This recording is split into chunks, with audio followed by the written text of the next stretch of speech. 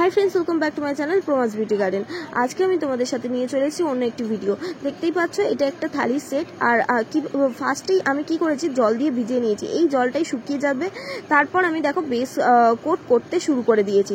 এই বেস কোটটা করেছি ফেব্রিক কালারের সাথে একটু জল মিশিয়ে নিয়েছি, যার ফলে জল মেশানোর ফলে কি হয়, মাটি কালারটাকে অ্যাবজর্ব করে নেয় এবং যার ফলে কালারটা উঠে যাওয়ার চান্স খুব কম থাকে। তারপর আমি রেড কালার ইউজ করেছি, এটাও ফেব্রিকেরই কালার, যেটা হচ্ছে ক্রিমসন কালার। বেস কোটটা করে নেওয়ার কারণ হচ্ছে রেডের কালারটা খুব সুন্দর আসে। তোমরা চাইলে এই স্টেপটা স্কিপ করতে পারো, সরাসরি তোমরা বেস কালার হিসেবে রেডটাকেও অ্যাপ্লাই করতে পারো, কোনো সমস্যা হয় না। তবে বেস কালার করার সময় সবসময় কালারের সঙ্গে একটু জল মিশিয়ে নেবে, তাহলে সুন্দর তাড়াতাড়ি মাটির থালা যেহেতু সেটাকে অ্যাবজর্ব করে নেয়। তো তারপর দেখো আমি পেন্সিল কম্পাসের সাহায্যে দুটো লাইন টেনে নিয়েছিলাম, একটা বড় একটা ছোট। এর ফলে কি হয়, লাইনগুলো একদম টেরা বেঁকা হয় না, খুব সুন্দর সার্কেলটা হয়। তাই জন্য আমি সবসময় পেন্সিল কম্পাসের সাহায্যে লাইনগুলো টেনে নিই যদি এরকম গোলের ওপর কাজ করি। তারপর 1 নম্বর তুলি দিয়ে সেই লাইনগুলোকে একটু মোটা করে নিয়েছি।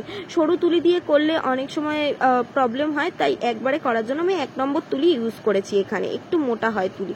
আর এই ভেতরের যে ডিজাইনগুলো দেখতে পাচ্ছ সেগুলো কিন্তু সব 000 ব্রাশ দিয়েই আমি পুরোটা কমপ্লিট করছি। দেখো ছোট ছোট যে এসের মতো দিয়ে দিয়ে একটা নিচের দিকে একটা উপর দিকে এরকম দিয়ে দিয়ে তার ভেতরের ডিজাইনগুলো দিয়ে কমপ্লিট করছি। আর এইটাও করছি কিন্তু আমি ফেব্রিকের হোয়াইট কালার দিয়ে, অন্য কোনো কালার না। আর এই কাজগুলো করার সময় কিন্তু রঙের সাথে জল মেশাবে না কেউ, বেস কালার করার সময় রঙের সাথে জল মেশাবে। এই কালারগুলো করার সময় একদম জাস্ট অল্প পরিমাণ জল মেশাবে, যেটুকুনি না মেশালে তুলিটা আমরা ঘোরাতে না পারি সেইটুকুনি জল আমি এই রঙের সাথে মিশিয়েছি। তবে বেস কালার করার সময় কিন্তু আমি অনেকটাই জল মেশাই, যাতে কালারটা তাড়াতাড়ি অ্যাবজর্ব হয় আর সুন্দরভাবে মিশে যায়। তার ওই জলটা না মেশালে কিন্তু কালার উঠে যাওয়ারও চান্স থাকে।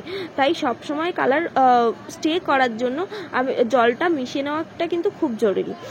তো এবার দেখো আবার এই বাইরের সার্কেলগুলো যেভাবে পেন্সিল কম্পাস দিয়ে টেনে নিয়েছিলাম, ভেতরের সার্কেলটাও আমি পেন্সিল কম্পাস দিয়ে টেনে নিয়েছি। এবং যেহেতু লাইনটা আমি একদম সরুর ওপর রাখবো, সেই জন্য আমি কি করছি দেখো 000 ব্রাশ দিয়ে লাইনটা টানছি। বাইরের লাইনগুলো কিন্তু আমি 1 নম্বর তুলি দিয়ে টেনেছি, আর ভেতরের লাইন যেহেতু সরু রাখবো সেই জন্য আমি কি করলাম 000 দিয়ে টানলাম।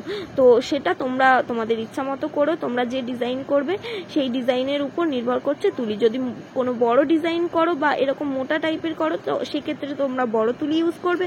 আর যদি কোনো সরুর ওপর কাজ করো, এরকম সূক্ষ্ম কাজ করো, সেক্ষেত্রে তোমরা একদম সরু 000 নিয়ে কাজ করতে পারো। তো দেখো এরকম ময়ূর একটা চেয়েছিল, ভেতরটা যাতে একটু ময়ূরের ওপর কাজ করি, তো আমি ময়ূর দিয়েই কাজ করেছি। আর ছোট্ট ছোট্ট ডিজাইন করেছি ময়ূরের, যেহেতু পেখম থাকে তো পেখমটা তো ওরকমভাবে করি না, তো এরকম একটুখানি তুলে তুলে আর এই যে পাতার মতো স্ট্রোক দিয়ে দিয়ে পুরো জিনিসটাকে কমপ্লিট করেছি। এই পাতার মতো স্ট্রোকটা খুব ভালো লাগে কাজ করতে, আমার তো খুবই ভালো লাগে। তোমরাও জানিও তোমাদের কিরকম মানে কোন ডিজাইন করতে খুব ভালো লাগে। আমার তো এই পাতার ডিজাইন করতে খুবই ভালো লাগে।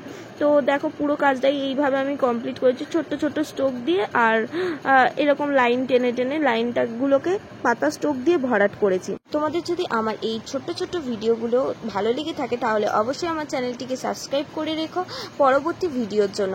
আর তোমরা কিরকম ভিডিও দেখতে চাইছো সেটাও কিন্তু আমাকে কমেন্টে বলতে ভুলো না।